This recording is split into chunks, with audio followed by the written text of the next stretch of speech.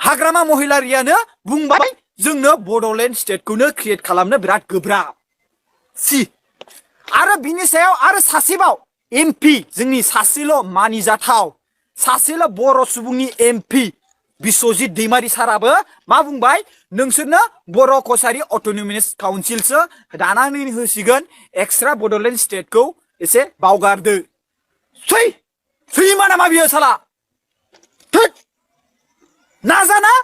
मोनाखै मा बर' कसारी अट'नमियास काउन्सिल गुबुन हारिनिबो दानानै होनो नागिरदों दाख्लैहाय 10 फेब्रुवारि 2019 नि बड'लेण्ड बिटिसि फाउन्डेसन डेआव बुंबाय क'क्राझाराव जानायाव मा बुंबाय गासिबो ट्राइबेल बा जाथिनो गावबागाव अट'नमियास काउन्सिल होनाय जासिगोन आरो बर' हारि जाय मानसिफ्रा बिटिसि गैया आउट अफ बिटिसि नि सुबुं बैसोर सुबुंनो मा बर' कसारी अट'नमियास काउन्सिल दानानै होसिगोन घन्टा मा सान्दों जोंनि बर'नि 6264 पिपल थैबाय जोंनि बर'नि एनडिएफबि बड'लेण्ड आर्मि बैसोर सुबुंफ्रा इसेबां गावसोरखौनो गाव जेलाव दोनबाय दा बिनि सायाव जोंनि मानिजाथाव रन्जन दैमारियाबो जेलाव थांबाय बिनि थांनायनि रिजाल्ट बिसोरनि खस्थ' खामायनायनि रिजाल्टआ बे कि बर' कसारी अट'नमियास काउन्सिल बेथ' जानो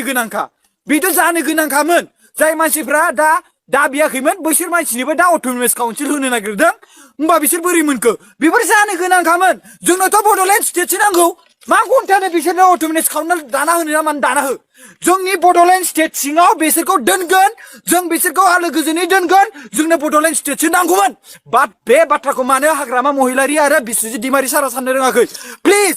नोंसोरो नोंसिनि आखायाव दङ नोंसोरो जुदि गोसो होयो नोंसिनि दिमागाव खाथायदों नोंसोरो एबार बिटिसि एरियायाव नोंसोरो देरहागोना आसा खमसै आंनि मुङा मुस्रि प्रकाश नार्जारी आं खुलुमो बयबो रायजो राजाफोरखौ खुलुमो आङो नोंथांमोना प्लिज